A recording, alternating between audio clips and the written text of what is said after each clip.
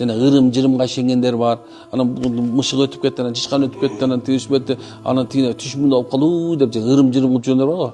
Мында каржылык делип алып, анан ар кай жакта булар бактысыздар булар. Кимдин жүрөгүндө Алладан башка бир нерсе болсо, ал бактысыз, ырым-жырым болот, өлүп калат. Тияктан коркот, бияктан акырын баскан. Жана гороскоптолор вообще мен кажырокмун деп тиги эмени карап алдым. Мукти бүгүн жол болот экен, болбойт экен. Бүгүн денежный күн экен, акча салыш. Жиндиди.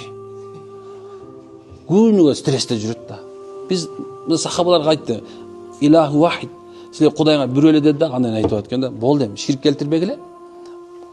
Эми айтып, ширк келтирбегиле, анан бири-бирине жакшы мамиле кылгыла деди. Ушул эле сөзчү адамдын жүрөгүн монт өзгөртүп салды, субханалла. Биз азыр иман келтирдик, ширк кылган жокпуз, субханалла. Биз Кур'ан окуп атабыз, намаз окуп атабыз. Бирок чоң нерсе жок да. Бири-бирине жакшы мамиле кылгыла деген делечи. Эркектер, мен эркекмин. Ти катын турат, жок, менин укугум бар. Ошентип аталар, өлбөдү жашоого. Же өлгөн жокпу? Öldü, stresin var mı? Ama stres.